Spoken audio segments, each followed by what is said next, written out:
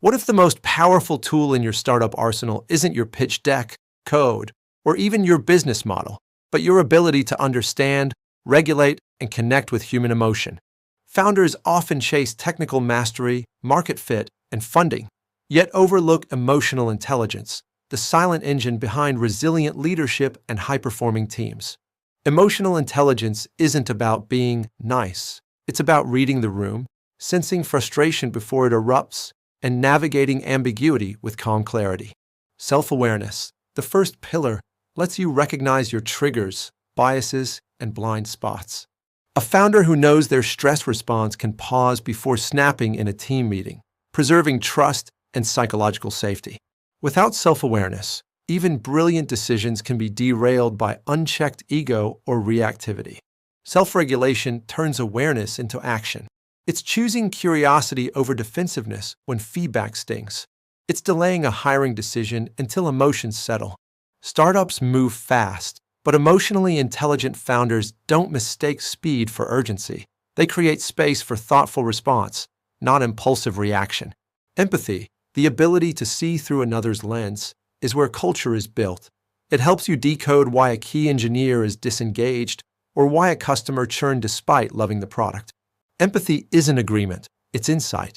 And that insight fuels better product decisions, stronger retention, and inclusive leadership.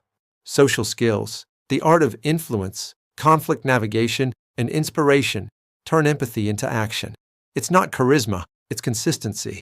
The founder who listens deeply, speaks plainly, and follows through earns loyalty that no equity package can buy.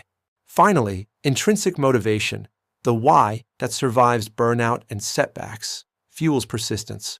EQ helps you reconnect with purpose when metrics dip or doubt creeps in. Emotional intelligence isn't soft.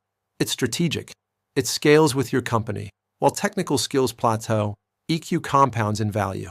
If you found this valuable, hit subscribe, drop a like, share with a founder who needs to hear this, and tap the bell icon so you never miss our latest videos on innovation, AI, and the human side of building the future.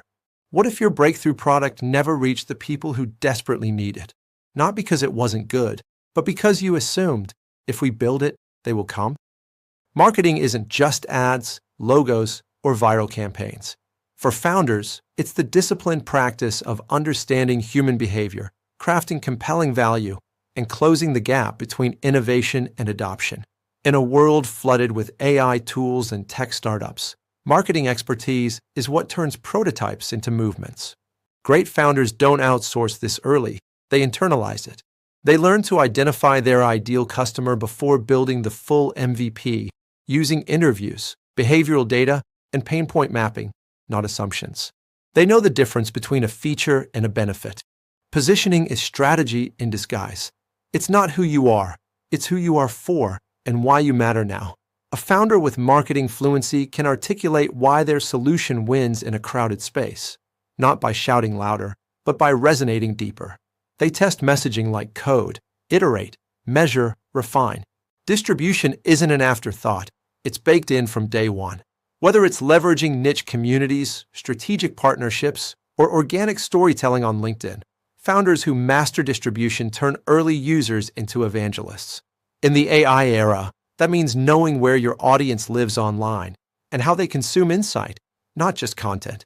And metrics? They go beyond vanity numbers. CAC, LTV, activation rate, referral coefficient. These aren't finance team jargon. They're your early warning system and growth compass. Founders who speak this language make faster, smarter pivots. Marketing expertise, at its core, is empathy plus storytelling plus systems. It's seeing the world through your customer's eyes, then building bridges, not billboards, back to your product. This isn't about becoming a marketer. It's about becoming a founder who ships value others can't ignore. If this resonated, please subscribe, like, and share with a builder who's ready to go beyond the build. Don't forget to tap the bell icon so you're first to see our latest videos on innovation, AI, and the skills that turn vision into impact. What if your next breakthrough, your first investor, co-founder, pilot customer, or critical advisor, was already in your network, but you never made the connection? Networking isn't trading business cards or collecting LinkedIn contacts. For founders, it's strategic relationship building, intentionally cultivating trust, reciprocity, and shared vision over time. In fast-moving fields like AI and deep tech, speed often comes not from solo genius, but from who you know, and more importantly, who believes in you. The highest leverage founders don't network when they need something. They show up early, consistently, and generously. They ask thoughtful questions before pitching. They share insights, make intros, celebrate others' wins. That's how credibility compounds. A warm intro from a trusted peer still outperforms 100 cold emails, even in 2025. Quality beats quantity. 5 deep, authentic relationships with mentors, domain experts, complementary builders can unlock more doors than 5,000 surface-level connections. Founders who listen more than they talk uncover hidden opportunities, unmet needs, emerging trends, or collaboration paths no algorithm can surface. In the AI era, your network is also your early warning system. When regulation shifts, talent moves, or a new open-source model drops, it's often your circle that spots it first. Diverse networks across disciplines, geographies, and backgrounds fuel better decisions and reduce blind spots. And remember, networking isn't manipulation. It's alignment. The goal isn't to extract, it's to co-create value. When you focus on how you can help before asking for help, trust forms naturally. That trust becomes your unfair advantage when fundraising, hiring, or navigating crises. The best founders build in public, not for clout, but for connection. They turn followers into collaborators, critics into advisors, and strangers into allies, simply by being real, reliable, and relentlessly curious. Your network isn't your net worth. It's your net impact. If this shifted how you think about relationships in your founder journey, please subscribe, like, and share with someone building something meaningful. Tap the bell icon so you never miss our latest videos on innovation, AI, and the core skills that turn vision into legacy. What if your startup runs out of runway? Not because the product failed, but because you misread the numbers that told you when it would. Financial literacy isn't about becoming a CFO. It's about speaking the language of sustainability. And for founders, that fluency is non-negotiable. In a world where AI startups burn cash chasing scale, the ones that endure are led by founders who understand where money comes from, how it's used, and when the clock is ticking. You don't need an accounting degree, but you do need to grasp unit economics. What does it truly cost to acquire and serve one customer? What's their lifetime value? If LTV 3 times CAC, no amount of growth hacking saves you long term. Founders who track these early avoid the growth at all costs trap that sinks even promising ventures. Cash flow is oxygen. Revenue is hope. Profitability? Optional, until it's not. Smart founders model multiple scenarios. Best case, likely case, worst case. They know their burn rate down to the week, not the quarter, and treat runway like a countdown, not a suggestion. Raising capital? Financial literacy turns you from a supplicant into a strategist. You can explain your cap table, dilution trade-offs, and milestones with clarity, earning respect from investors who see you as a steward, not just a visionary. And when AI enters the picture, automating fraud detection, forecasting churn, or optimizing ad spend, founders who understand the financial meaning behind the dashboard can direct those tools with precision. They don't just see graphs, they see decisions. Financial literacy isn't about spreadsheets. It's about agency. It's the confidence to say no to a shiny distraction because the numbers say it erodes margin. It's the courage to pivot early because the data warned you, not your gut alone.